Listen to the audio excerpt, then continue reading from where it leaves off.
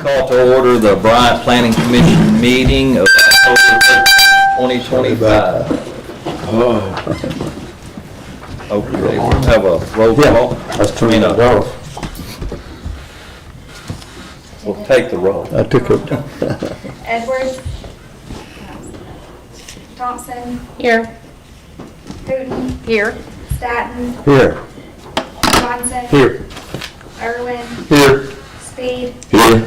Kenjo. Here, we do have a quorum. There were minutes that were with your packet from September the 8th, 2025 for review. I move will be accepted. Second. We have a motion second. Any discussion and or correction? All in favor signify by aye. Aye. Opposed? All right, we're gonna, Colton's gonna talk through a few announcements, but we're actually gonna move item 2, Bryant Comprehensive Street Improvement Plan, that discussion to the last item on our agenda tonight, for the sake of time. Colton? Oh, I'm sorry, you're going to give us your director's report, which has the ordinances you passed out. Yes, so this kind of announcement / director's report. So in your packet, or I guess on the back side of your packet, there should be 2 copies of ordinances. These are proposed ordinances for, one is a solar ordinance for solar arrays, and then the second one is for accessory dwelling units and vegetable gardens, which are both updates to our zoning code that we have to do that reflect the change of laws that happened in August. So we have till January 1st to implement those. The ADUs and the vegetable garden one, not the solar. But the solar ordinance is as a response to the city council requesting that we put something in our zoning code for solar arrays. So I just want to go ahead and give you guys those ordinances so you can take a look at them and let me know if you have any comments or questions about it. And then next, Planning Commission, I believe we're going to try to have a public hearing on those ordinances and zoning code changes, and then from there we'll take it to the city council. We'll just plan on having it on the public hearing. Yes, Anything else? I believe that's it. Thank you, Colton. Andrea, will you read our activity with CRC report? Yeah. All right, Family Business Park, 25300 I-30 commercial plot. Hope Consulting requesting recommendation for approval up to 2 commercial plats. Recommended approval. 25190 I-30 2-lot commercial plat. Hope Consulting requesting recommendation for approval of 2-lot commercial plat. That's recommended, contingent upon adding an easement to the plat. Rail Center Lot 2 replat into 2A and 2B. Craft and Toll requesting recommendation for approval of the plat. Recommended approval. Therapeds 2208 North Reynolds Road asking for a sidewalk waiver. No recommendation on that. Marketplace East Phase 2 preliminary plat. Barnett Engineering requesting recommendation for preliminary plat approval. Recommended approval contingent upon satisfying the engineering comments. Creekside Addition Phase 2B final plat. Garnett Engineering requesting recommendation for final plat approval. Recommended approval contingent upon remaining comments being satisfied. Pikewood Subdivision 3, Lots 17 and 18, a replat. Gerber and Freddie Beza requesting recommendation for approval of a replat of 2 lots into 1. That was recommended approval contingent upon satisfying engineering comments. Midtown Bryant, Block 2, Lot 8, minor exception. HD Homes requesting minor exception from Midtown Code to allow for additional alley access, and that was approved. Cross Point Park, new pavilion. Ryan Ingold requesting approval for a new pavilion. That was approved, contingent upon satisfying the engineering comments. Central Arkansas Inflatables at 6221 Highway 5, Suite 5, asking for a sign permit. That was approved. Omni Health and Wellness, 3345 Main Street, Suite 100. That was approved for a sign. Bamboo Wing, 2202 North Reynolds, sign permit. That was approved. Radiant Boutique, 307 Progress Way, Suite 100, sign permit was also approved. And last but not least, Practical Wellness Clinic at 6144 Highway 5, Suite 700 for a sign permit that was approved. All right, thank you, Andrea. We do not have a public hearing tonight. We have no old business on the agenda, and our new business, we're moving right into item 17, Finley Business Park, 25300 I-30, commercial plat. Hope Consulting is the engineering firm requesting approval for a two-lot commercial plat. Colton, you gonna tell us what's happening? Yeah, so this actually came before you guys a while back when they did the I-30 storage project over here. Part of that was a commercial subdivision plat, but it was never filed, submitted or filed. So we brought it back through just to clean some things up, and this is what is before you today. So it's just a two-lot commercial subdivision plat, pretty straightforward. There was a contingency on an easement, and I believe that was added on there. It was the sewer easement that needed to be shown. Recommendation from DRC and from planning is to approve. Any additional comments, John? I'm good. I think he did a great job. Any questions of Mr. Hope? What was the easement for again? It's actually on the north parcel, that big portion on the top. That was originally, when we brought this through before, that was the third lot of this subdivision, but it's going to be its own residential development now, but the city wanted that force main we were showing to be identified. It does have a booking page on the easement, so we identified that there. There was an existing easement that went through that whole piece of property.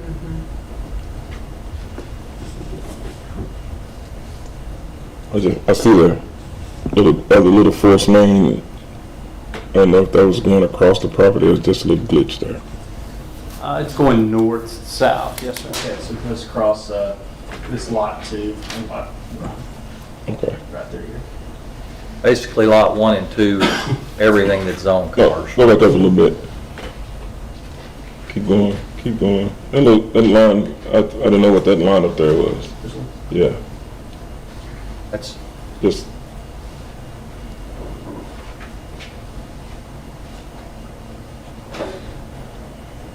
I'm not Okay. sure. Maybe around it? Yeah, yeah. Could be a typo. maybe a typo. old septic field line. Probably. All right, any questions of any others? Okay, we'll have a roll call vote. Thank you. Speed, Yes. Staton, Yes. Hooten, Yes. Johnson, Yes. Edwards, Irwin, Yes. Thompson, Yes. Penfield. Yes. Okay, item 19 on the agenda, Rental Center, Lot 2. Oh, I'm sorry. Skip one. Item 18 on our agenda, 25190 I-30, two-lot commercial plat. Hope Consulting requesting approval for the two-lot subdivision plat. Hope. Yep, so this is also just a two-lot commercial plat. It's right next door to the previous one, actually. So they're asking for just a subdivision plat approval. There's no plans currently for any kind of project on track. I think it's track 1 right there on the left. Track 2 is the existing flip-flop flea market, and that building's going to remain there in place. The building on track 2 does not meet the zoning setbacks for C3, but it is pre-existing. They did meet the zoning setback on the side, the west side, with this replatted line, but the north and front and back setbacks there will actually be encroached on the building. But since it's pre-existing, there's nothing really we can do at that time. It existed before the C3 zoning classification existed. So if that was ever to, be removed and they want to redevelop that property, it would have to meet the C3 setbacks. On the plat itself, the front setback shows to be 35.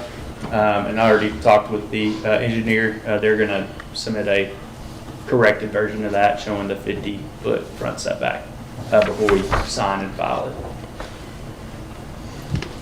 What about on the existing building? Yeah, that existing tract, yes. I think So- we just put it at the maximum without going into the building, so not So if create we, variance. if we file that, I mean, do we automatically, create a title problem for them? So he said he was going to change that to 50 for us, so that it would meet the zoning setback at that point. The building itself would just be, I guess, legal non-conforming. Thank you. Or I guess it's legal non-conforming now, since it's, the setback for C3 is 50-foot front. Could I add a note on there about it being legal non-conforming then, since the city's gonna be signing this? I think it Think needs that to would help? have it, because if you Yeah. file it and then they either sell or refinance, it's gonna show as an encroachment, so there needs to be some kind of note. Yes, I believe we did something similar to this with a residential 2-lot over off of Or we'll wind Shoal up Road. seeing them for a recently. variance here. Yeah. Got it. I'll add that note as well. I think that was it. Any other questions? Okay, we'll have a roll call vote. Statton, Yes. Irwin, Yes. Johnson, Yes. Edwards, absent, Thompson, Yes. Gooden, Yes. Yes. Spade, Kinsler. Yes. Right, item 19 on our agenda, Rental Center, Lot 2, replat into 2A and 2B, Craft and Toll requesting approval for replat.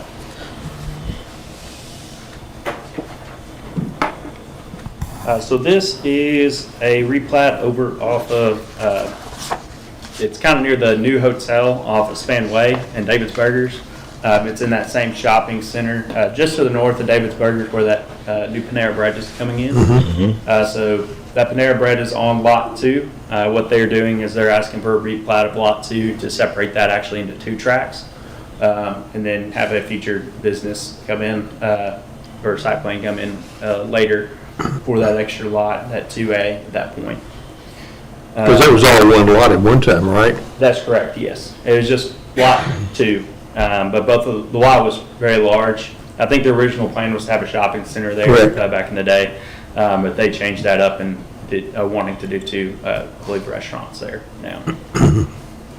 This does come recommended by Planning Commission, or not Planning Commission, DRC, and the Planning Department. Why the little drop down in that lot? To the south, that was existing. I'm not sure why they did that. I assume something to do with utilities or signage location originally when the rental center came through. Was that David's Burger sign right there, that drop down? So it's, I believe it's on David's Burgers lot. Well, it could be a little bit on both, I guess, right there. But I'm not sure why they had the little drop down originally. It's weird. So it's the new lot gonna have access to the drawing? Access in that? Cross-access agreement with easement. Is the easement shown on there? That's It should be good. the one to the west over here. I believe this, yeah, this access easement. Okay. It's Okay. listed right here with this dashed line on both sides of the lot. And then they also provided the cross-access agreement documentation as well. It's listed on that first link I there. saw that. But they did put the easements on the plat. Yes, yeah, they're shown as well.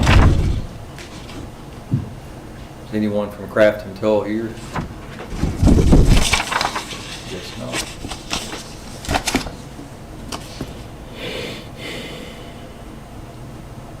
So everything's, there's no contingencies, right? You good, Kelly? So they satisfied our They're lucky not. We could table it, couldn't we? All right, we'll have a roll call vote. Johnson, Yes. Putin, Yes. Irwin, Yes. Edwards is absent. Speed, Yes. Thompson, Yes. Stanton, Yes. Penfield. Yes. Guess we could have changed it, did whatever we wanted. Yeah. Okay. Surprise, surprise.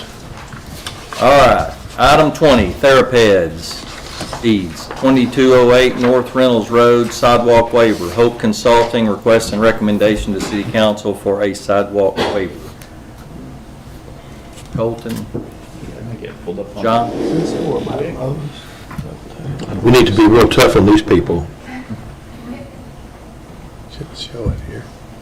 Because I have to cut through Lowe's now. So, yeah, this actually came, the site plan itself came before you guys not too long ago. It was the Dunlap Commercial Plaza, and they had a single commercial development on this lot, and then also to the north, the little shopping center. This is actually where the Therapeds is located.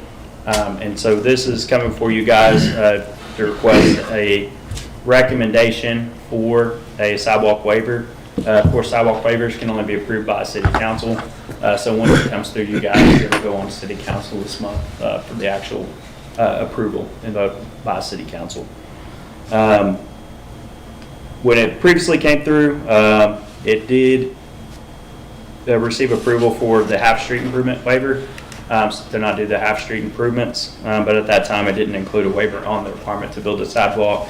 But this time they're coming through to ask for that. Show us on there where it's going to be waived at. Yeah. So it would be this stretch right here between these two private drives is where the sidewalk would be located, just inside the right of way for the road. But that's the only sidewalk requirement that is had for this property. So the entrances to the buildings are to the west? They're up those sides. You have the site plan? Yes, I have a site plan. Let me get that pulled up real quick. They're on the drive from, by McDonald's, correct? Yes. Okay.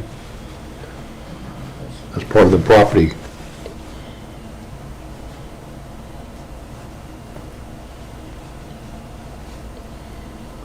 I was just wondering if they moved, someone came out the door and wanted to go to the other property, if they'd have to walk in the street.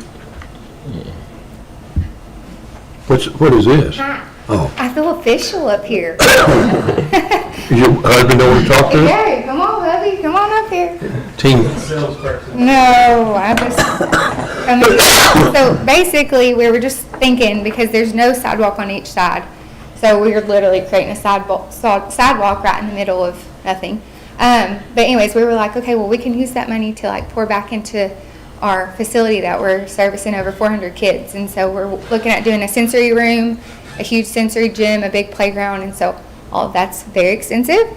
And so we were just trying to get that waived because there's no other sidewalks all the way down on Dale Drive on our side. So it's a financial reason, not any space requirements or parking or anything like that? Right, no, yeah. the only sidewalks are down Dale Drive where the storage buildings are. What about the vacant lot to the right? I mean, are we setting a precedent where they'll want a waiver? You know, Likely. And like we talked about, even it being deferred for now, like maybe creating like I don't know what the official term is, but down the street if that does get developed. But like right now, currently, if we could either defer it or waive it for the time being, yeah, for the financial aspect of it. But we just thought it was kind of silly to create a sidewalk right there in between something there's no other sidewalks attached to. I feel like there will be sidewalks that it will be attached to. And, as far as the hardship goes, financial is really not one. Right. It's topographical issues, is it a real Right. onerous for you to have to, construct something given the Yeah. the elements of the property, so. Of course. And we want, like, for the city, obviously, we're all about creating a better Bryant. I mean, I'm born and raised here, so it was definitely not something that we were wanting to cut corners as far as that goes. We were just thinking, all the way down that street on Dale Drive, there's no sidewalk, and it's all developed property. So I don't foresee them creating a sidewalk all the way down there, that area. But Ed, there's other locations where we've done waivers like this or changes. where there's been a sidewalk on one side, we've created crosswalks to get to that sidewalk. That's correct, that has been an option, although, I mean, the profile does still rule in this particular instance. I understand. And it shows sidewalks on both sides. Well, the property past the storage facility is the city's property anyway. Yes. That goes down to Ridgecrest, correct? Yeah, right there. But I was just saying, if it was a case for waiving it on one side, because you already have it on the other side, I mean, we would want some type of crosswalk locations out of, It'd probably make it easier for a recommendation. But that's a very busy street. It's a collector. Becoming very It's a busy. very fast driving street. I drive it a lot. I think for safety reasons, we need it, What? the sidewalk. I'm not willing to give a waiver on that.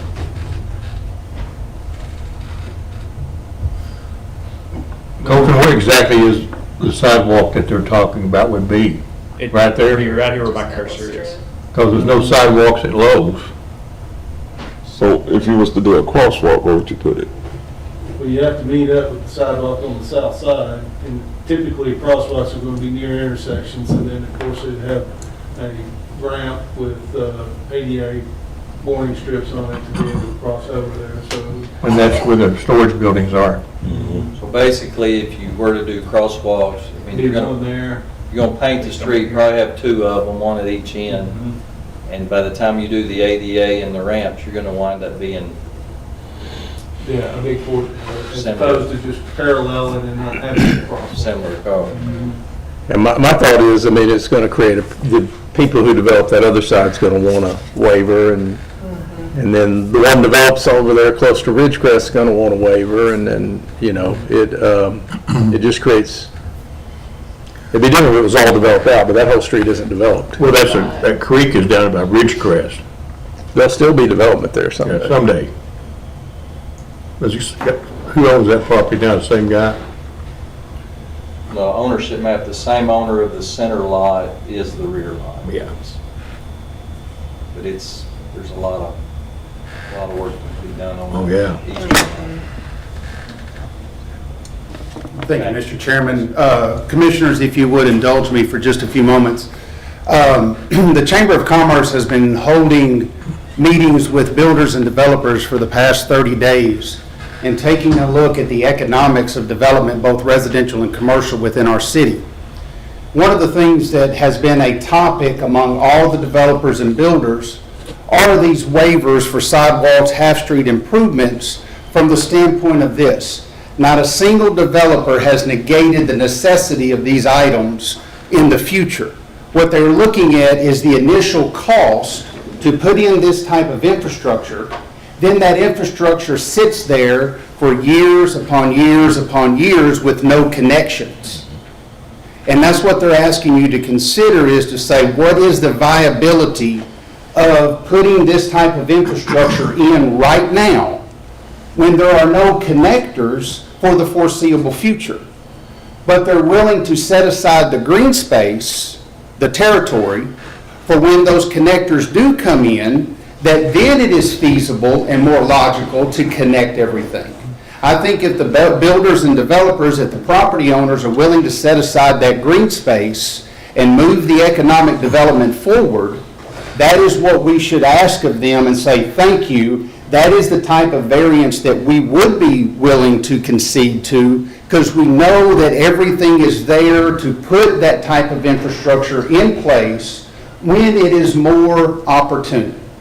And that's what they've been asking in my meetings with them. And I ask you to give that serious consideration, that when these property owners are willing to set aside that green space for that infrastructure, when it is proper, when it is in agreement with the connectors, we do it then. So Who pays for it then? Yeah.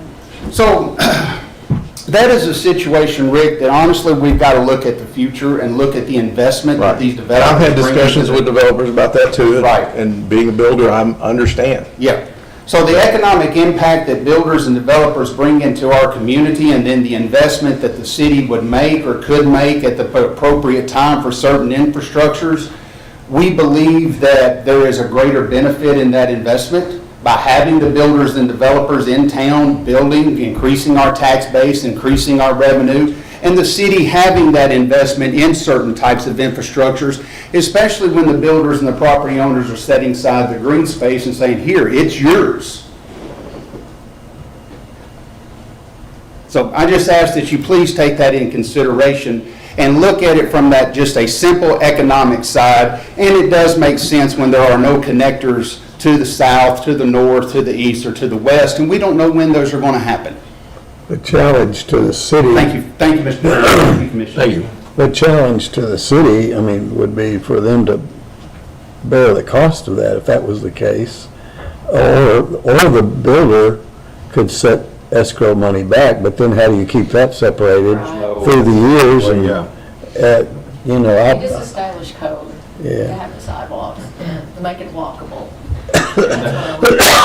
The common sense approach, and Ms. Dunlap said that be willing to pay for it in the future when there's a need, but there's no mechanism Right. that makes that happen. They would, I guarantee you, would put it in at that time, but 9 out of 10 builder developers may or may not, you know. Well, do we do a waiver for a half street improvement though? Yes, sir. Yes. We've done those. Dedicated additional, I think, right away there, or Dell Drive when they came through, to match what was dedicated on the south side.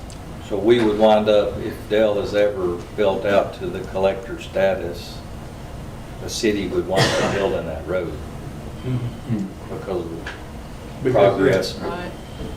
So it would probably involve the same thing we've done in other roads where you're gonna have to tear out and repair, and the Yep. sidewalk's gonna wind up going away anyway and being rebuilt. And Still not a. we do have a mechanism in our code to do what we're talking about. It's a fee in lieu of for sidewalks for multi-use trails. But that's just something that we don't have in place city-wise, to, I guess, push forward right now. We don't have those procedures. We just have a section of the code that talks about it. Because I think some of the pitfall of that is you collect that fund, if you don't spend it, then you're not entitled. Right. Or if you get $100 and it costs $200 when you get ready to build it. Well, I agree with you. It's just, everybody says sidewalk to nowhere. But eventually it will. Well, if there wasn't a big parcel right beside it, it'd be different, if it was Yeah. all closed in, but then you got this huge parcel right beside it. Well, we have, Then we're gonna give a waiver to that too. but we have my wife and I, storage on the bottom part. So often I've seen where we've had to require a sidewalk way out in the middle of nowhere, and there's no subdivisions anywhere in sight, and we have waived it because there was just no logical reason. And then the other side, you got the storage buildings, and you got a lot that's for sale, and you have a self-service laundry and Bamboo, whatever it's called now, where Little Caesar was. And there was another road. Colton, what other, is there any other sidewalk required on that lot besides the one on Dale? Is there any, Just along Dell Drive. just along Dale, along from there to Lowe's, there's not a It's requirement? all private. Yeah, It's those all are private private. roads, internal to the development. The only sidewalk on Dale is just in front of the self-storage. Right now. They did not seek a waiver. And they widened the street, what, 2 feet or something? They got, as I recall, they had partial half-street improvement. I believe they asked for a modification to the half-street improvement plan, or the master transportation plan for the half-street improvements. So they did a variation of the widening due to there being, I guess, the amount of asphalt with the Right. lanes that were currently out there. Because the Dunlaps owns the road next to McDonald's that goes parallel to their property. Kind of, I didn't know, he didn't really say it this way, but Mr. Heath indicated that when you waive the half-street improvements, you should waive the half-street improvements. I know we have to go to city council with that, but the half-street improvement waiver didn't go to city council. No, the way it works is on the master transportation plan, We- when you don't adhere to to the profile, the sidewalks are part of that profile. That is by ordinance, which would be by city council. So there is whether you have it as a recommendation or it will still go to city council one way or another. No matter which way we go, it goes to the city council. The sidewalks and trails are city council by ordinance. But in the nature of waiving the half-street improvements, I mean, the city's gonna build that road. Yeah, we'll have to. They're probably gonna realign sidewalks. But when will that happen? It definitely needs to be rebuilt. Yes. Further east, there's problems with the radius of the road. It has trouble with truck traffic. Ridgecrest is horrible. It's collapsing on the edges. Yeah. But the city also, that'd be a pretty big endeavor because it'd have to seek a lot of right-of-ways to be able to deal with the curve of that road, the radius of that road.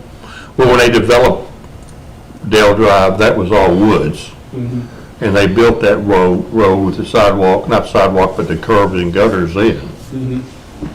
When they, Well, and also I believe there's an inter-agreement with Lowe's and the other property owners there about those sections of property and what could be built there as well. oh yeah, And signage and- big agreement.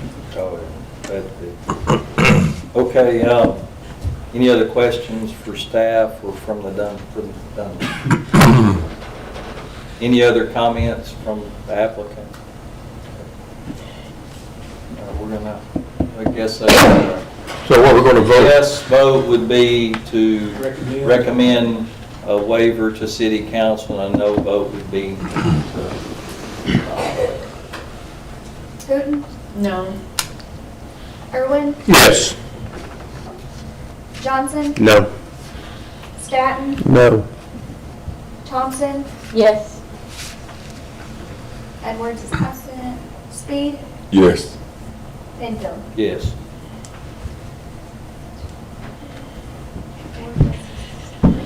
Well, you got, that's the, it would go to a no.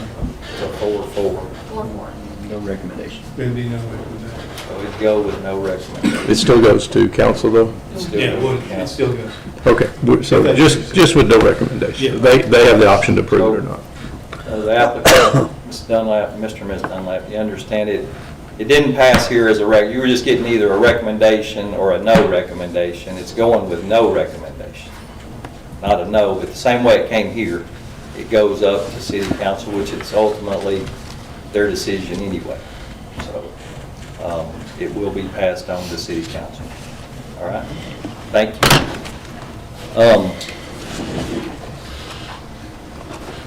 21 on our agenda, Marketplace East Phase 2, preliminary plat.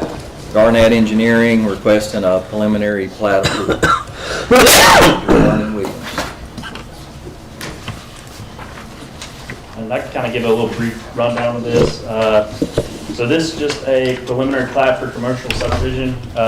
Purpose is to have a preliminary plan approved by the city for the property that shows the lot locations and the location where the street would intersect with Highway 5. All the specifics as far as utilities go and I guess the specific setbacks and everything else would come through when the final plat comes through for this subdivision.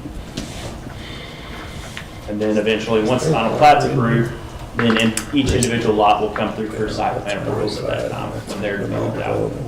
Marketplace and all that is. Yeah, there's only, Vernon knows this, I know there's, That's the city water tower, right? there was a public hearing held along the east line up against Logan Ridge, and there is a variance in place for a 25-foot setback there. You know that? On the Logan Ridge side, And it was put into place before Logan Ridge was developed. It's by ordinance, and so, We can update the plan for that. did you know that, Vernon? I did not know that. Yeah, there's, Mr. Ferguson, years ago, one of the owners of all that did Logan Ridge, and it was an agreed upon thing, and the way that it was dealt with was through a public hearing. And there is, I can find it if you can't, but it's, I think it was reported also at the courthouse, but it is it's a setback which is smaller than our normal, and it was all disclosed to the Logan Ridge title insurance, all that. good. And then there's an easement, it's a moving easement, a roving easement for that, to get to the water tower, that in that document, as long as you have, the city has a way to get in there, you can move that around anywhere you want. Yeah, that easement is shown on the preliminary plat that we have. So we just need to add the 25-foot setback to it. Yeah. And I'm going from memory, I'm pretty sure it's 25, because it was when the ordinance was changed into a 50-foot But extra. it would be in the Hunter Crossing documents. Well, it was actually recorded on the, and it was part of the negotiation with the water tower or something with all that. It was part of all that with the city, so. But the developers were all the same, so it was put into place before any of those lots were even developed. Just FYI. Is it my turn? Yeah. So, I would say what Colton said a little differently. You know, normally when we bring a preliminary plat, we've got a full set of construction plans to go with the subdivision. We're asking just for the plat to be approved, and we'll obviously fix it to make sure that we have that setback on the east correctly. But what we're trying to accomplish with this is something unusual. You know, everybody's known that a road is going there for a long time, and the highway department is widening Highway 5, and they have a driveway shown where the road's going to be. And our only goal by bringing this plat forward is to show them that that's a platted road, so we get road radiuses there instead of a driveway. Yep. No more, no less than that. Yeah. And we've done this, my firm has done this at 3 other locations along this right of way. The highway department brought their plans, and we showed that we had a preliminary plat approved from the city of Bryant, and they modified their plans and showed a road intersection instead of a driveway. So it's a little unusual, but you know, it makes sense. We appreciate your help in making sure we don't waste the taxpayers' money to build a driveway that we're just going to. Where is the driveway / road? It's kind of right here. Okay. So if you were driving out there, you would see a gravel drive that everybody uses off of that road right now. That's where the police hide. Yeah, it's gonna be.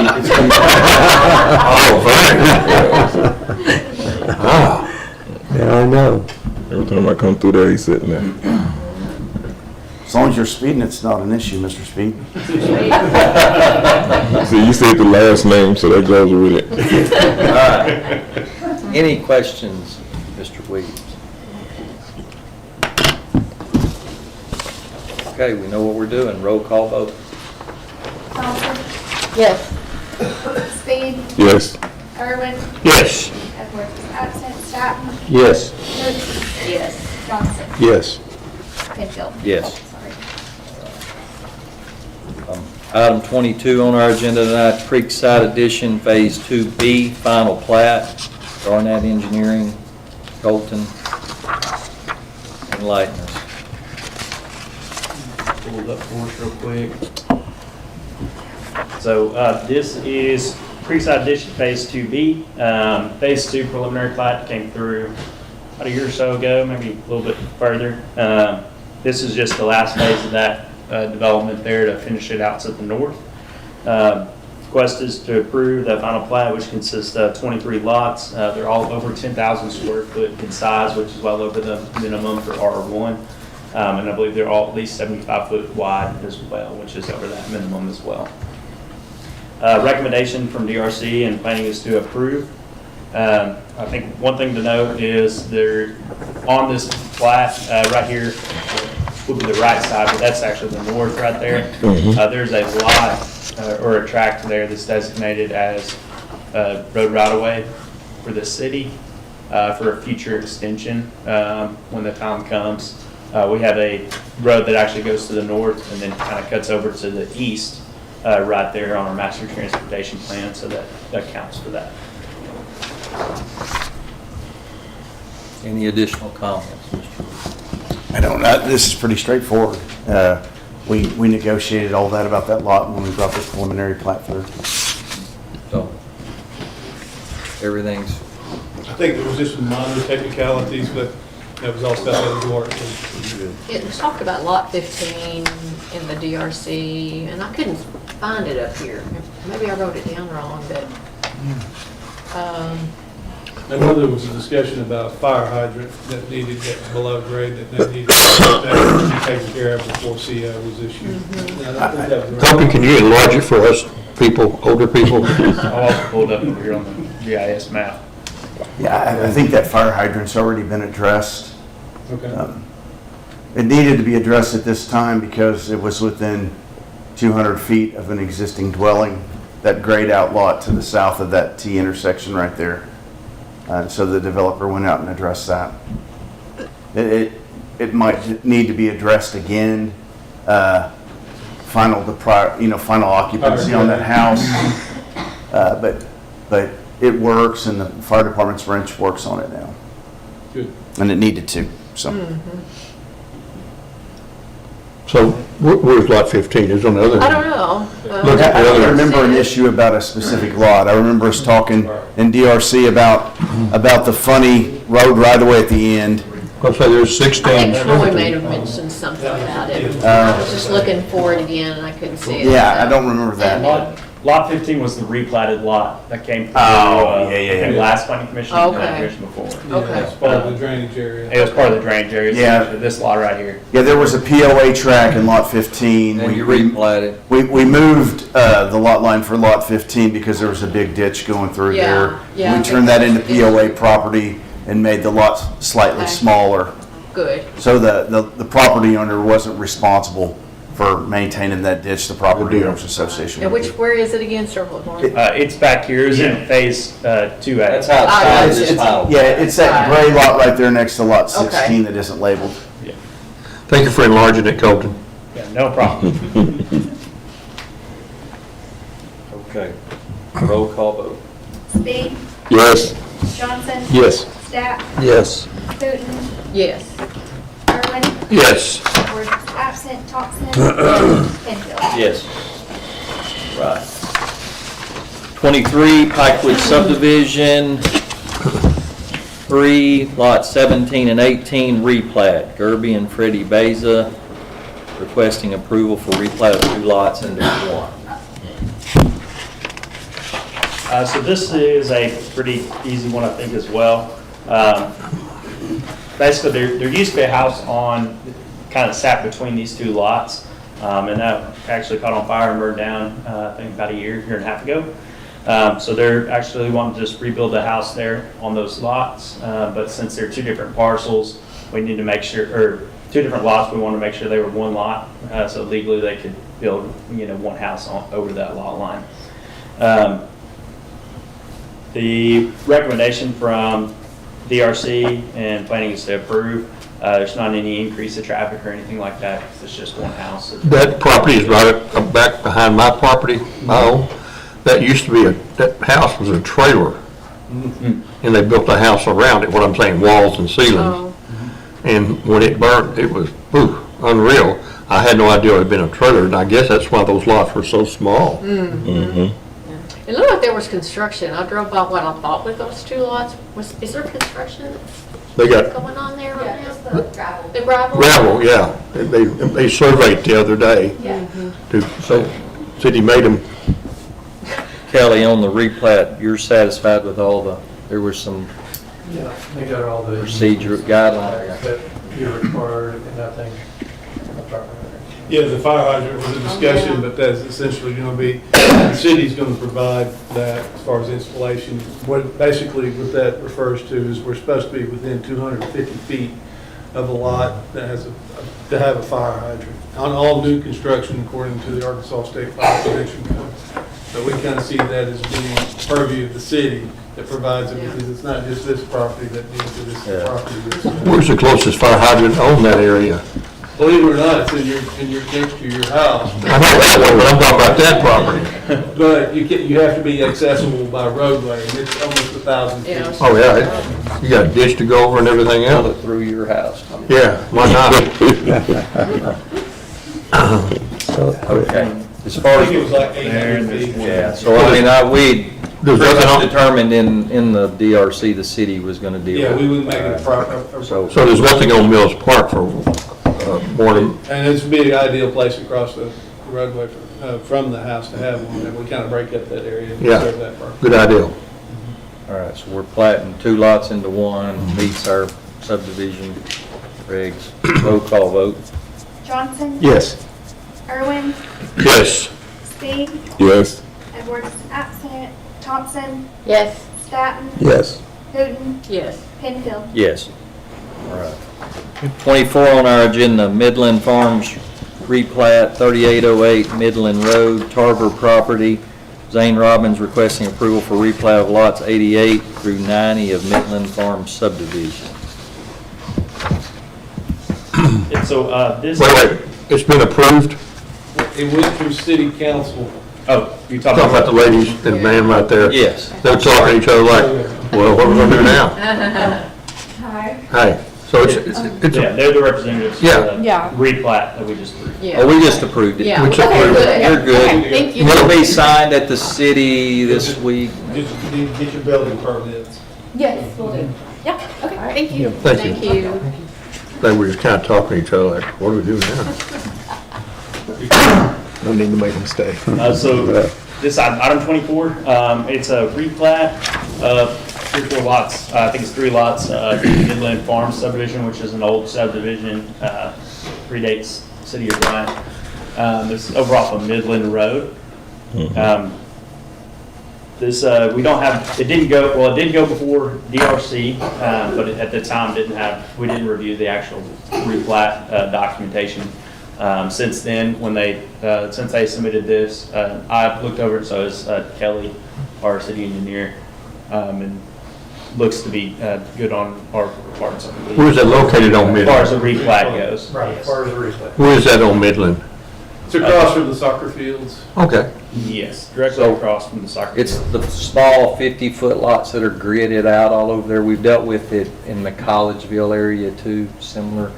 And I think they're building one home that's fairly large. It's going to be in the middle of these 50. It's a real large tract. Is that it? Good. And so, There are a couple of requirements as a result of this plat, because it is within the floodplain. And so it had to be approved by our certified floodplain manager, which is currently contracted by Arnett Engineering, which there was some discrepancy as how it was logged in the floodplain ordinance, which would have required basically a ruling by the council. And the council ruled to approve contingent on that they sign a waiver. That will be also part of this replat, is that they sign the waiver. A waiver has been provided by them. And it's just a matter of signing it and having that logged with the title of the property, as well as having the letter that goes along with it from the floodplain manager that says that this conforms with the city council's decision. so would it be possible to put a note on the plat, the replat? And also include the waiver within the filing. But that waiver was agreed to by the city council. So there's no liability for the city, right? It puts all the liability Correct. on the property On the owner property and is owner. carried with the property. Okay. Just would like that on the actual plat, just a note, footnote. It's always good. Yes, this is our certified floodplain manager. And I was going to only add, the reason this is here first is the replat's required by your floodplain ordinance before I can issue a floodplain permit. So again, this is just the order that it needs to be taken in. Yeah. Good. And you're willing to do that, correct? Yep. Kelly, you're okay with a note being on the plat? We have 2 comments. Can we guide Zane with that language of that note? Can we guide Zane Robbins, the surveyor, with the language that needs to be on? It's a work in progress. Good The answer. waiver is particularly long, I would say, it's a pretty long waiver, so it would almost seem like it needs that, whatever that does, it needs to refer to the document. That's fine, as long as there's a note that just states it, so a public record it's out there. They still have to get a plot plan and all that. Yeah. Building permit and And it could, okay. All right, roll call vote. Staton, Yes. Putin, Yes. Irwin, Yes. Thompson. Yes. Thompson, Yes. Edwards, absent. Speed, Yes. Penfield. Yes. Zane to revise it and we'll roll. All right, we moved item 2, Bryant Comprehensive Street Improvement Plan, presented by Garnett Engineering and Boker, to the end, and we are at the end of our agenda. So we will allow them to approach our podium.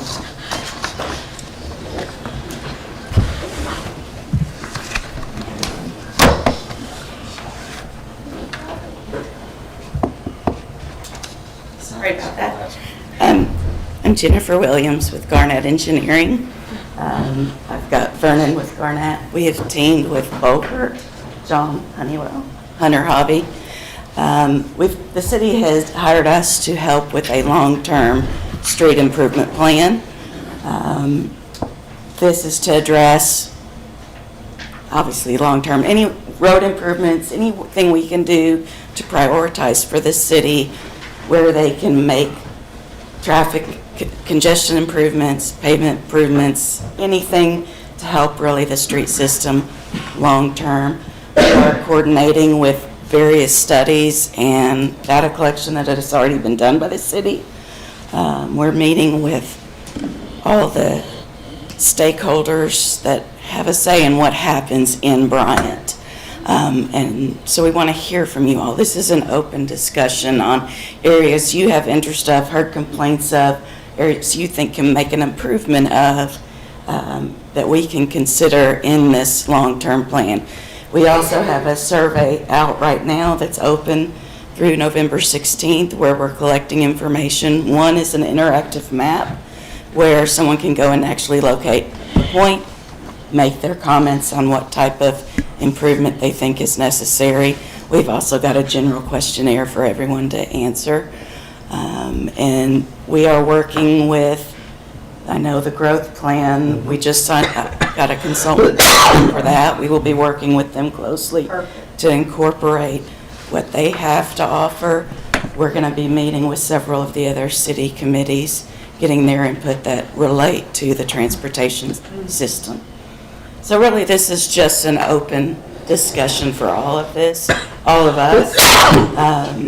Obviously, if you think of things down the road, please don't hesitate to contact us. Point people in the direction of the survey. This is on the homepage of the city's website, so it's very easy to get to. We will compile all this information along with all the other data and come up with some recommendations for the city to take forward down the road. So I'm going to take a seat. I am recording this, obviously it's recorded as well. So we can take our notes that way.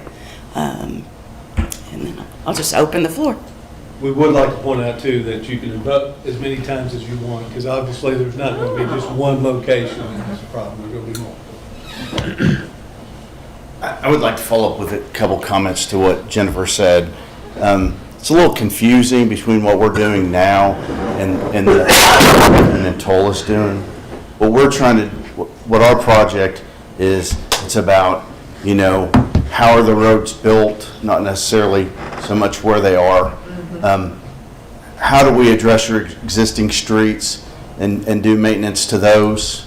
How do we set up the road cross sections in your master transportation plan so we get good roads that last a long time? I know in being in front of Planning Commission, anytime you do something on Spring Hill Road, the pitchforks come out. Yes. The natives become restless. And well, this plan is probably going to take 2 to 3 years for us to work through the process, so we have a good process and a plan in place. Mayor Treat has already authorized us to begin a study of the Spring Hill corridor, and that's something we're working on right now.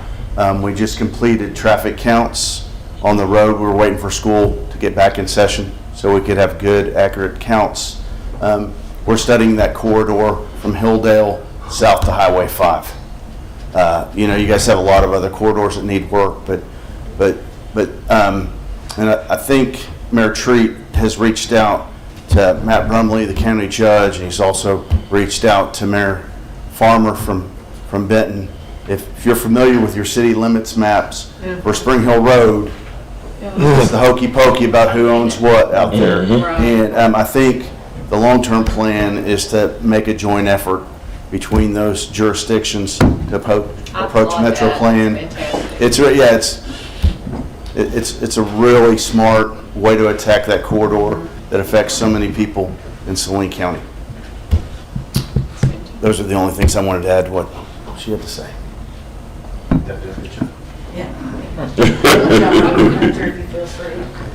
this point, your thoughts, ideas, things you've heard about. Are you looking for new roads, like connectivity? Because I mean, I noticed today, I'm backed up on Reynolds Road all the way to the car wash all the time. And there's some simple things we could do to connect traffic to the Bryant Parkway. For instance, Southwest 3rd, or Southeast 3rd, I'm sorry. There's our lowest cost, dollar-wise, you could connect Southeast 3rd to the Parkway and eliminate a lot of Reynolds Road traffic in this general area right here. And I'm thinking of ways that we can spend a little bit of money and get a big result. And I'm sure Spring Hill, there's a lot of those too, but I'm in this area a lot. And so I'm thinking, you know, I could have, if I was on Southeast 3rd or I'm right here, I could just cut around, go right to the Parkway versus going down Reynolds or going down Mills Park and then having to, you know, there's a lot of little areas like that where we could create connectivity. And I know they're looking at something from Prickett to Woodland that would help and some other areas too, but that's just one little bitty stretch of road that would produce a big benefit. The connectivity east-west south of I-30 is a big problem. Yes. That Bryant has. Well, it was like that because of the way the access road was built, and Benton has the same issues. Well, in the particular case of Southeast 3rd or 4th Street. 4th. Yeah, is the city actually obtained right-of-way to make those connections from the Parkway. Right. They chose not to do it at the time because at the time the neighborhood was concerned about connectivity. Yeah. As a result of too much traffic. They were worried that Parkway traffic would funnel in as opposed to the other way around. But we did have enough foresight to go ahead and get that right-of-way to make those connections when the time was right. That just seems like a lot of bang for our buck right there.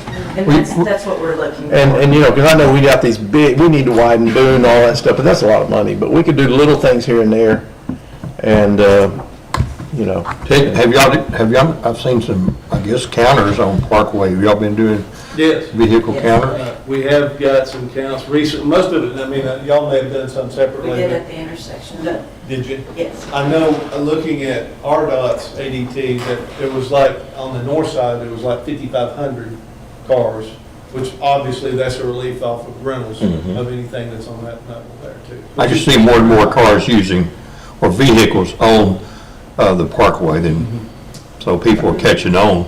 I guess they're coming from the school The school's a big user of it. area coming in. What's been the count on the south section? Not near as high. I mean, I think it's about somewhere around 3,000 possibly. Whereas normally, for reference, you'll see somewhere between 20 and 24,000 on rentals. And 24,000 was before we opened the Parkway. We have seen it decrease to like 20,000 now in certain areas. So it is being effective, and as people learn to use it, it'll get even better. Is there any kind of discussion on asking trucks that really don't have to use rental to use the Parkway? They prefer it. Obviously, we have a quarry, we have asphalt plants, all that on that south side, and they get on it as much as possible. And then there is a potential project to actually bypass the school, but it's going to take a partnership between the trucking company, the owners of the trucking company, the city, the school, and some other entities to make that connection happen. What's our weight limit on the Parkway? Did y'all tell them? There's not really a weight limit, no. So how long will those roads last? I know we got better road structure than we used to have. Yeah, it was built to highway standards, but it's also built for 35 mile per hour traffic. Keep that in mind. Ted, who sets the speed limit like thing I noticed here in the downtown Bryant? You know, the road narrows where you're squeezed in when you're trying to, because of the the nice stuff they did. Has they ever thought about slowing down traffic in this downtown area to 30? You talking about on? I'm talking about right in front of here on Reynolds, yeah. Well, Reynolds, during we did the Heart of Bryant project initially, we decreased the speed. I think we decreased it to 40 miles an hour.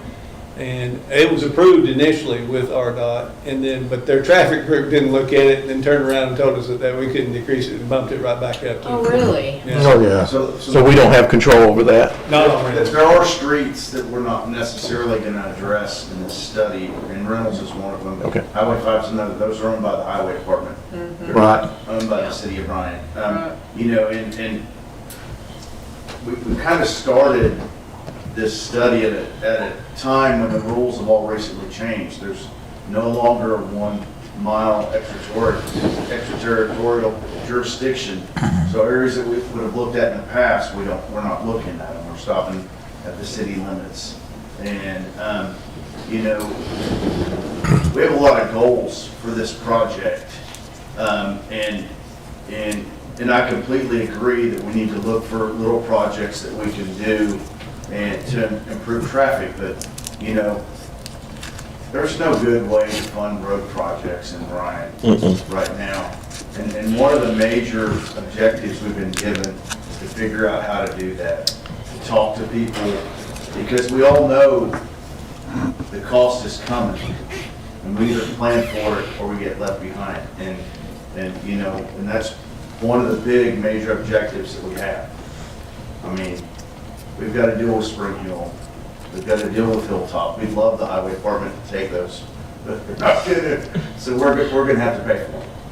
And you know, this is really going to be a big, important study. And you know, I'd encourage you. Your comment about that little cut through, mark it on the map. Tell all your friends about the study, because we want to hear from everybody. Because however we choose to fund this is going to be unpopular. Yes. You know, people don't like to pay for things.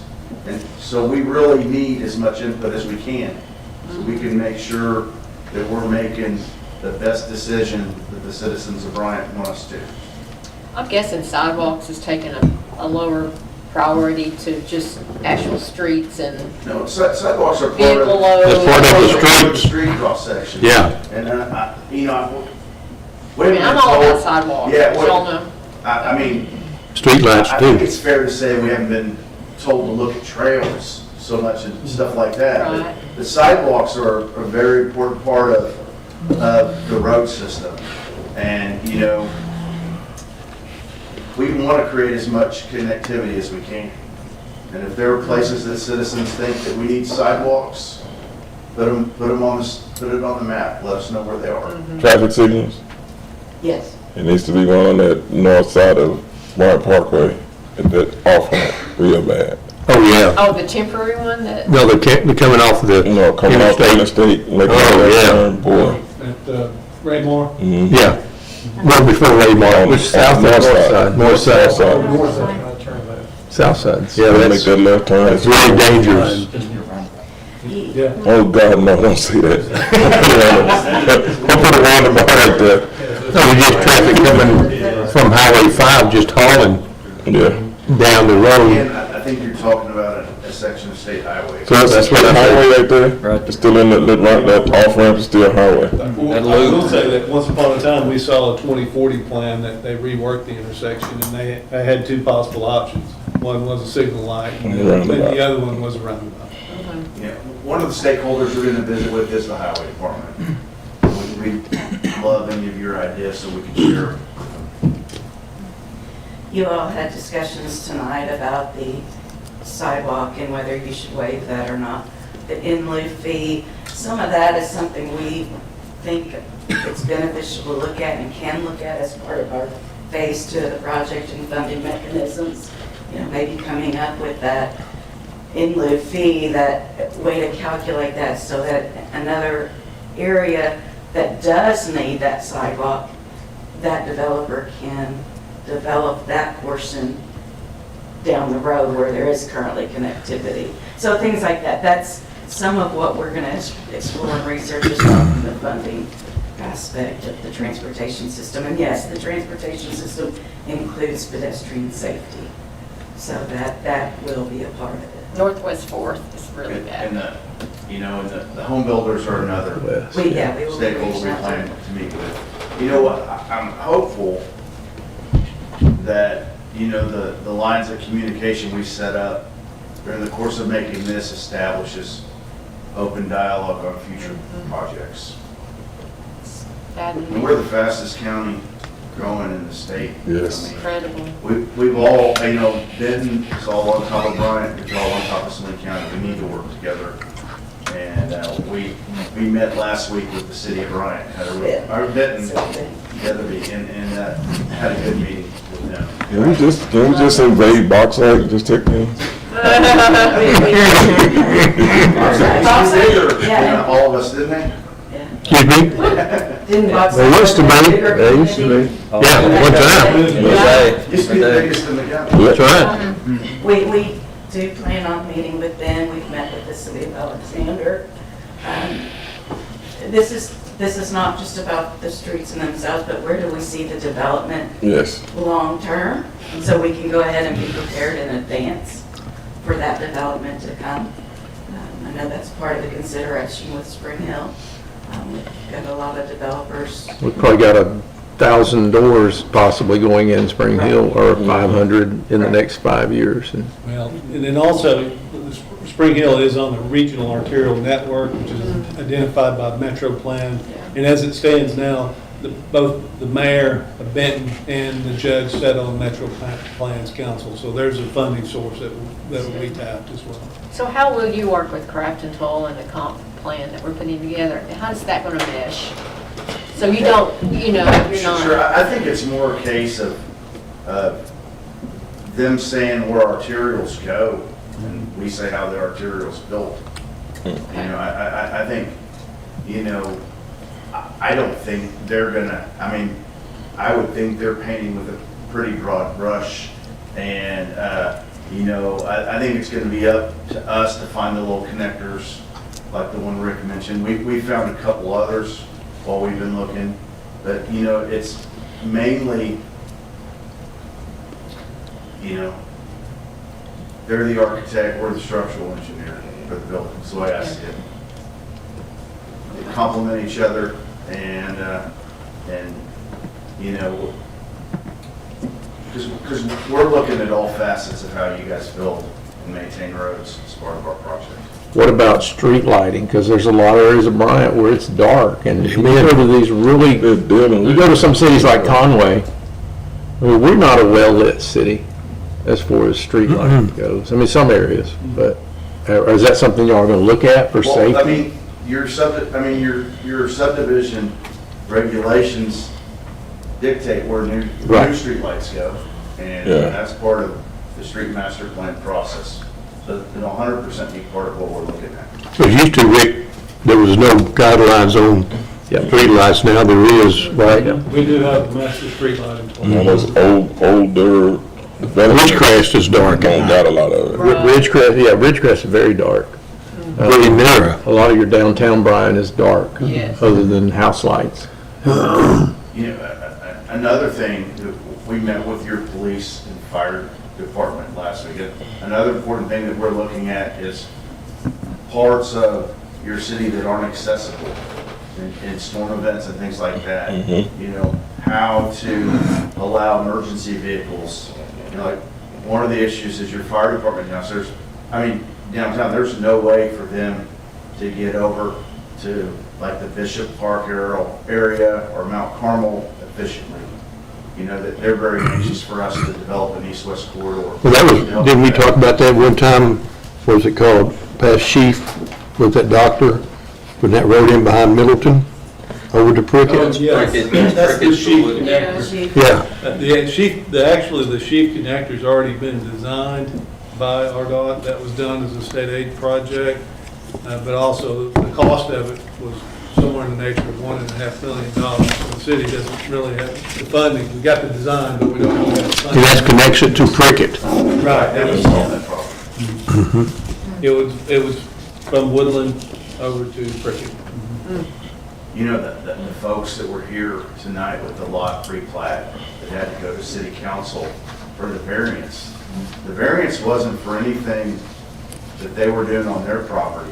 It's the fact that Midland Road that's out in front of it goes underwater. And your floodplain ordinance says that you can't issue a floodplain permit to somebody who emergency vehicles and ordinary vehicles can't get to during the 100-year flood. You know, that's another area we need to look at. And there's more and more houses being built over there. Yes. Most of them, you have access. You know, it floods a lot there at those Soccer fields. complex. Yeah. And they, you know, most everybody over there you can get to from the north, they were blocked from both directions. So it was a little unique, but Well, I did go enter that survey and turned in a couple of things. I thought of places where I drive. right. Yes, that's what most Yeah. That's how you, So, me too. though I live on the north side, I come to the south side to take my dogs to the groom room. Well, you know, I drop them off early in the morning while I hit the high school traffic. You Boy. know, most of the year. And so I leave to go to work, and I'll go through Mills Park, and that four-way stop at the Parkway and Show, Yep. yeah, no, I go down Johnswood because number one, there's like however many lanes coming together, and nobody knows whose turn it is. I'm like, I don't particularly like traffic circles or anything like that, but by golly, that's probably a place that needs, when I put that on the Unfortunately, survey. driver training isn't part of our. No, I know. Along those lines, it's interesting because originally the intention was to build a traffic circle Yeah. at that location. Right. And at the time, didn't fall in favor, but now we've kind of grasped using traffic circles Right. and basically that project got moved to the traffic circle that's by Parkway Elementary. Yeah. So that was supposed to be there. and Yeah. it got moved there. And isn't the right of way there for the traffic We circle? did That's get- what I thought we. We got to get a big portion of it because Yeah. we own, the city has the park on the south. Because the south part was already City. pretty well done, and then the school built up there and said, hey, we gotta have a road up to here. That's actually, the way the project's laid out is Project 1 was actually the section that was from 30 down to Show. Right. That was Project 3. Project 3 got done before Project 1, and then Project 2 brought it on. Right. So order of events was 3, 1, 2. You know, another thing you talk about is expensive to do this much improvement. Is there a way to, we at the, I'm former highway department engineer, we would call it, yeah, he forgives us. So are you Vernon's wife? I am. Well, he married up. Yeah. There is stage construction, meaning we may not be able to do the full width plan that Master Street Plan calls for, but can we build enough to alleviate a problem for the time being, knowing that in the future? Well, Bryant We did it to Bryant Park, Yeah. Bryant Parkway. Right, I mean, exactly. I would like to point out that Garnett Engineering also designed the road improvement at Hilltop and Highway, Spring Hill and Hilltop, that used to flood 2 or 3 times a year, and we'd have to close that intersection. It does not do that anymore. Yay. They also got the right-of-way, the additional right-of-way to widen Spring Hill as a result of that project. And they also completed the design project at North Lake, where that used to, once again, it was in danger of failing. And it was right just west of the school, and that has since been a very good project. Thank you, ma'am. Yes, we appreciate that. That was it. I think the big cost is always acquiring the right of way. Yes. I mean, Yeah. 20-something years ago, we started requiring plats and getting right of way, and I mean, we piecemealed a lot of right of way.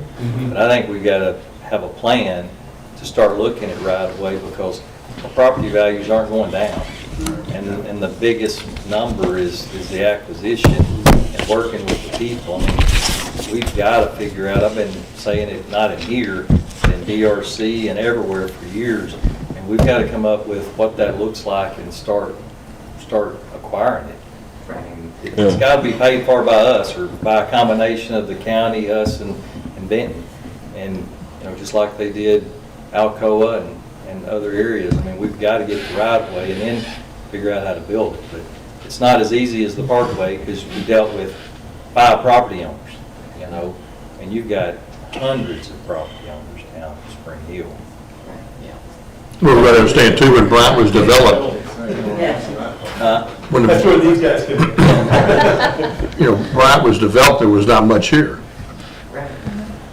It's like Old Mills Park with that trailer, with a house burnt, you know, all that developed.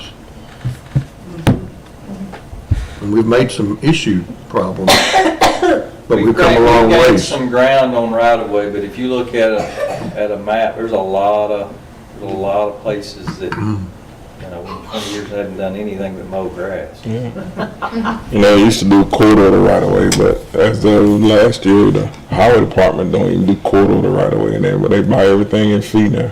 We're not gonna do quarter. Oh, no. It's hard legally to justify now. Because when you do quarter of the right of way, the owner still pay taxes on it. And it's not the way they want to go anymore. When nobody wants to pay taxes, anything. Yeah, boy, look.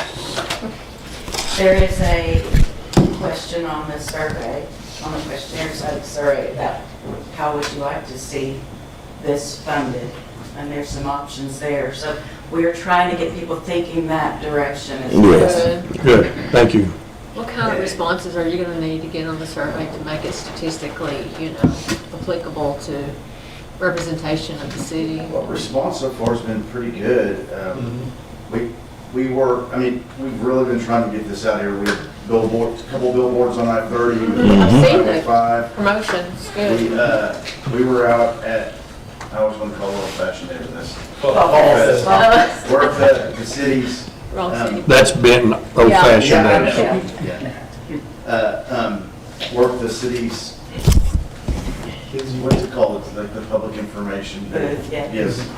And. Plus Bryant booth. Yes, I was just going to look at that. Plus Bryant booth.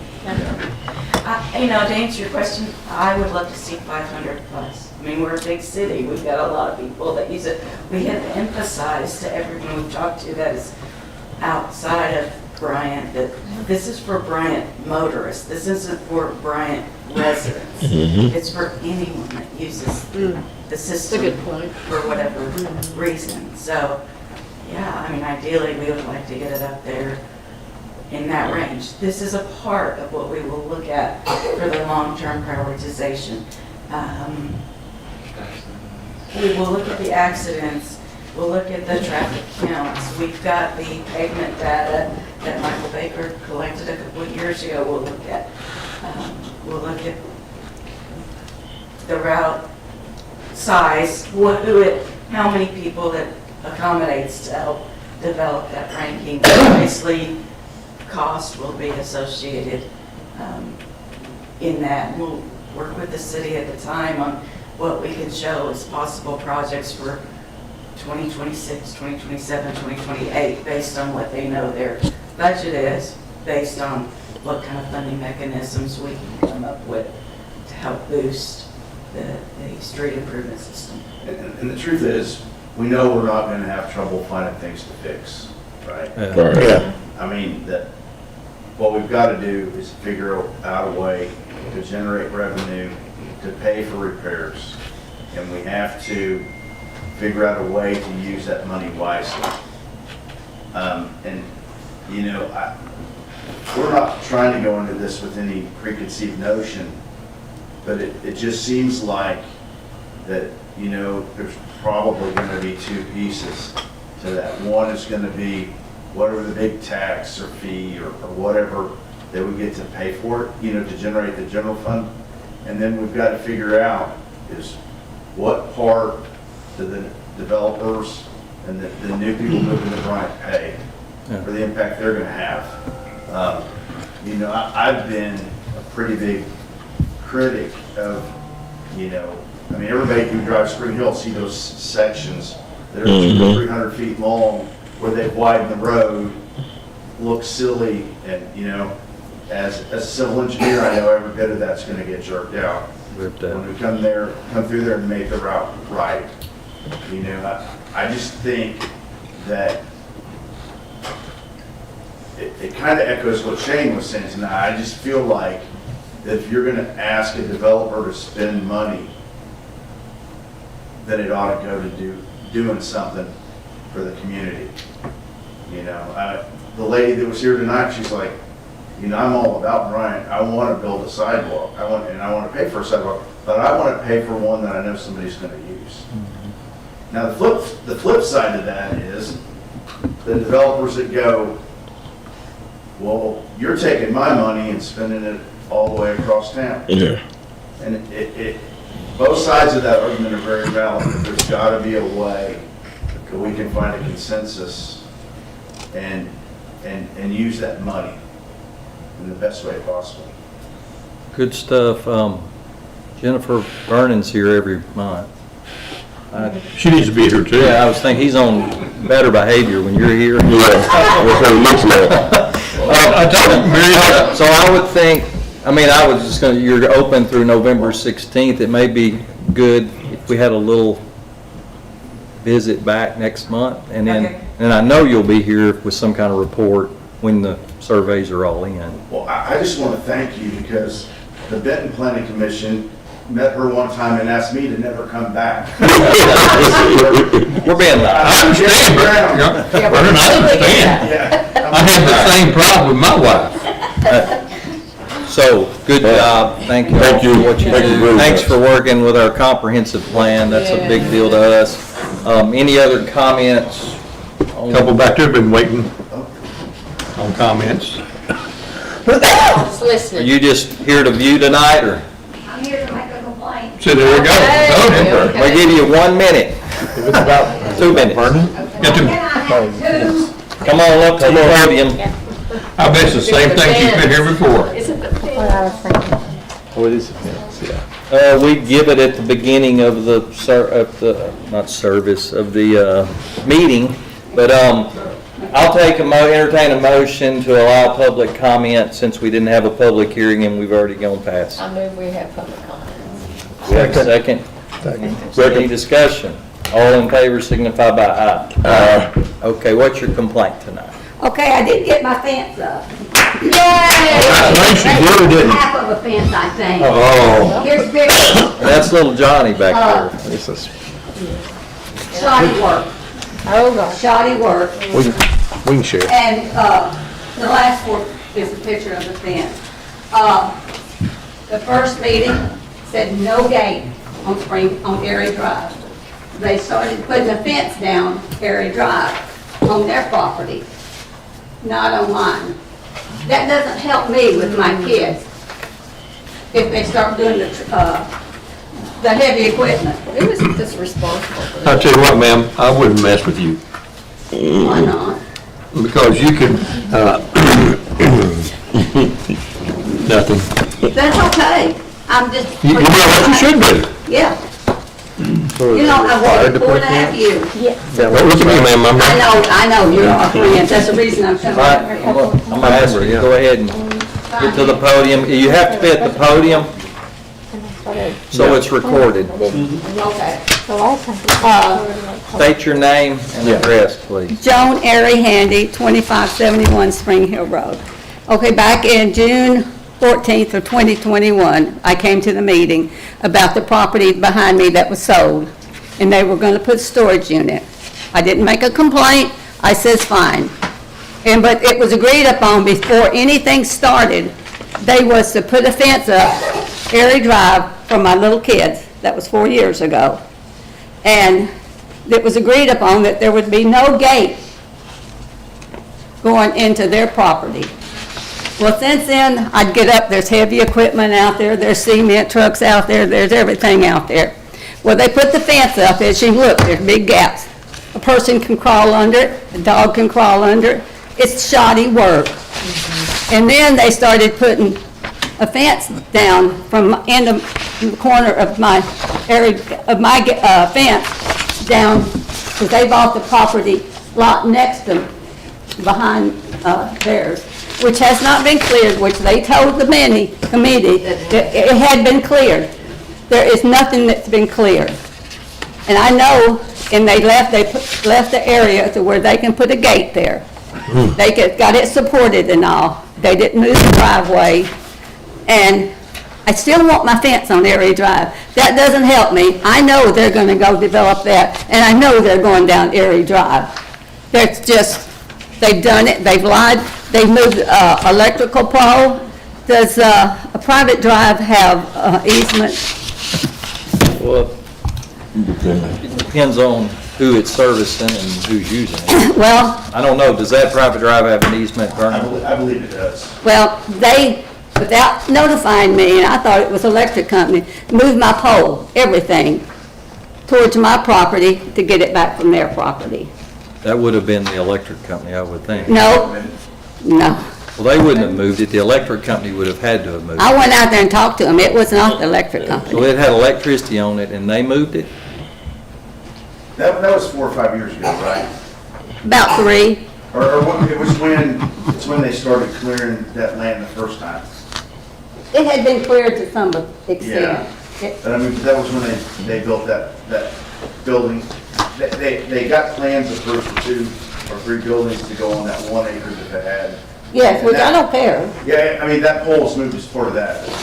I don't know. All I know is I went in there to change in my bathroom, which had no windows in it. Electricity was off for over 4 hours. And I called the electric company. They knew nothing about it. But I would like to get that fence easement there on the length of the fence fixed to where a trench or whatever, to where someone can't, a crawl person, people that lives over there in the storage unit. I'm sure you've seen them walk through. And they used to walk through before I had my fence and come through. I thought we talked to y'all about code coming out there and enforcing. I believe so, and as far as inspecting the fence to make sure the fence is before there's any more construction, but I think there's a miscommunication or misinformation here. I think what Mrs. Handy's asking for is the fence that goes from that corner all the way out to Spring Hill Road. Yes, I was told they would do that. And that's On the not, first meeting. that's not on their site plan. If I remember. That's correct, yeah. So that's the misinformation that I think is happening is they're not building the fence to go all the way along Erie Drive out to Spring Hill. No. That's off their property. Where is the fence? I'm a little confused I on think that. the fence that they're looking, is they're building the fence here, and they're building the fence here, and I believe, and stop me if I'm wrong, Mrs. Handy, you're saying that they do have a gate here, they're not supposed to have a gate here, but she's thinking they're building a fence all the way out to Spring Hill. Ted, where's her property? Show me. Yeah, they're supposed to build one. This is her property. Is there a fence behind her they built? They built this fence, and they're building this fence. Are they due to build more fence? That I'm not aware of. Okay. Go back to the June 14, 2021, you'll hear in there that they were to put no gate there, and they was to put me property, a fence from end of my property to Spring Hill Road. June 14th, 2021. I'm not aware of that. I'm not aware. I know we submitted a site plan that showed a fence and it didn't show a fence. Over there. Thank you, ma'am. Property. We wouldn't have the right to build that fence. Yeah, I mean, you don't own, Where I told. I just think there was a Was it here in this meeting? You left with that impression. Was it supposedly in this meeting that? No, well, I said, I believe you said June 14, 2021. At that meeting, I believe, we could go back and look at the minutes on it to see. Yeah, you'll see, because I wrote on my notes, no gate off of Erie Drive for them, and they're planning on using it. They didn't do anything with the driveway. Do you own that property all the way to Spring Hill? Yes, Is there an easement where that fence would go, or is that her property? Would they be building the fence on her property or on? They'd be building the fence on her property where the, approximately where that dirt ends. Yeah. Up there, that's the end of their property. do they have access? To there. Do they have access? There is an access easement Easement to Erie Spring Road, Hill? yeah. The But fence with they're not the, supposed to use that fence. I've got two little kids at the time, they was quite a bit younger, and their parents, their mother lived across Erie Drive. They don't now, but they're gotten older. If they see a dog they're going after, they're going to cat. They don't care if there's a dump truck coming, a log truck coming to get what's in there. I'm protecting my babies. Amen. Yeah, I get that. Vernon, who's the developer? Who owns that? It's Tisdale Tracy Storage. is there. I don't know. So is that a 6-foot fence? I think it is. isn't it? Looks like it. I think it is. I'm gonna. And so, Yeah, but And it's got gaps under it, So, is I that the mean- complaint? it's a uniform gap. It looks like. It doesn't flow with the land, it just goes, closed, it's level on the top. but not on, the land didn't level underneath. Right, that's right, They yeah. didn't do anything. I mean, in the Level land fence. on the bottom. Well, can we not get them to move some dirt I mean, up against that fence? To closing those gaps? I mean, I think code enforcement needs to look at what was approved and go out there. And if something that isn't approved is done up there, then they need to ask. Or if a fence isn't done right. So- A fence shouldn't have gaps like that. Some of, I mean, not big gaps, but I mean, we require gaps under Yeah, fences. for drainage. Drainage, For drainage. but some of those look pretty tall. No, yeah. I had a grown man crawl underneath it today. Oh, no. Is that your husband that did It that? obviously looks like. Was it your young man with you? Yeah, was the ground eroded or they just put the fence, they just ran a straight I line? got custody of them. Erosion to me. No, I'm sorry. Was the man with you the one who crawled under the fence? No, that was my husband. Okay. No, he was out there doing some work, and he just wanted, out of curiosity, he wanted to know if he could drive So- underneath there. I mean, I guess they can put a gate anywhere but they can't access through the gate. So, I guarantee you that they have done nothing but lied to me, done anything that they said they were gonna do, they didn't do it. is it a drive gate or is it a walk gate? It's a part of the fence, just like the fence. As I Big showed you on black part of it, it showed where they've already reinforced those two sections. Okay, we've got your complaints. We'll get code. Mr. Taylor and code enforcement are gonna look at Figure it. out what Like I that was said, back in it'd be easier for them 2021. to see since I had 10 Yeah. trees cut down. That'd be a start, wouldn't it? Thank you. Thank you for Thank your time. y'all, I appreciate it. Appreciate you, ma'am. Huh? I'm sorry for your problems. Hopefully we can get to the end of this. Been almost 5 years. Yeah. All right, we're gonna close our public. Thank you. Thank you for your time. Thank you. Thank you, Vernon, for your part. All right, there will be one more motion. Make a motion to adjourn. Second. All in favor?